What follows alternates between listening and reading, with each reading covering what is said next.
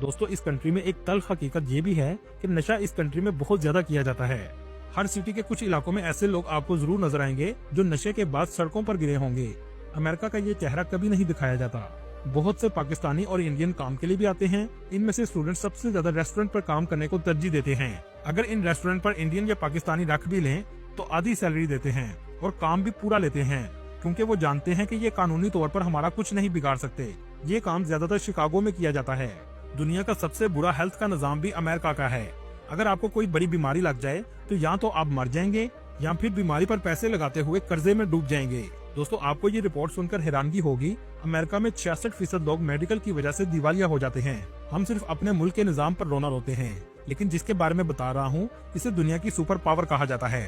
America में MRI की fees $1200 के करीब है, जो पाकिस्तानी 3,50,000 के बराबर है। अब यहाँ से भी मेडिकल सिस्टम का अंदाजा लगा सकते हैं कि कैसे अमेरिका में लोग दिवालिया होते हैं।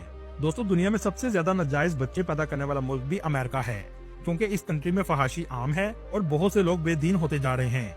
अमेरिका में 63% मसीही, 1.1% मुस्लिम, 2% यहूदी, 0.7% हिंदू, 26% ऐसे हैं जिनका कोई मजहब नहीं और बाकी दूसरे मजाहब के लोग आबाद हैं। दोस्तों पूरे अमेरिका में यहूदी सिर्फ 2% हैं, लेकिन फाइनेंशियली तौर पर ये सबसे ज्यादा मजबूत हैं। आप किसी हद तक कह सकते हैं कि अमेरिका को सुपर पावर बनाने और माशी तौर पर मजबूत रखने में यहूदियों का किरदार है। अगर अमेरिका की तारीख पर बात करें तो क्रिस्टोफर कोलंबस ने 1492 में इसको दरियाफ्त किया। कोलंबस ने अपना सफर स्पेन से शुरू किया और सफर करता हुआ नॉर्थ अमेरिका तक पहुंच गया। जब यूरोप को अमेरिका के बारे में पता चला तो पूरे यूरोप से लोग आकर यहाँ आबाद होना शुरू हो गए।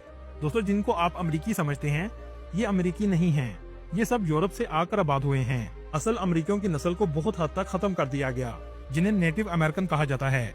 आज इनकी तादाद बहुत कम रह चुकी है। इस कंट्री में लोगों की सालाना आमदनी $76,000 है, लेकिन आमदनी के साथ साथ महंगाई भी इस कंट्री में अरूज पर जा चुकी है। इस मुल्क में 2 पार्टी सिस्टम है। मुल्क के मौजूदा सदर ट्रंप हैं, जो कुछ अरसा पहले ही मुंतखब हुए हैं, और मुल्क का सदर व्हाइट हाउस में क़याम पजीर होता है।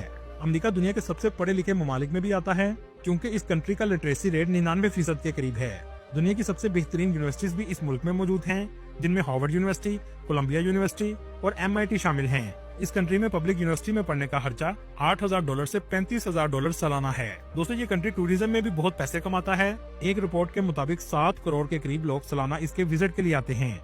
टूरिस्ट सबसे पहले न्यूयॉर्क सिटी में आते हैं। ये है न्यूयॉर्क सिटी का खूबसूरत एयरपोर्ट। आप जब भी अमेरिका सर्च करेंगे तो सबसे ज्यादा आपको स्टैचू ऑफ लिबर्टी की तस्वीर नजर आएगी। इस स्टैचू को फ्रांस ने अमेरिका को तोहफे में दिया था और इसे न्यू जर्सी में लगाया गया है। इस स्टैचू के पास जाने के लिए आपको $25 की टिकट लेना पड़ती है, जो आने और जाने की होती है।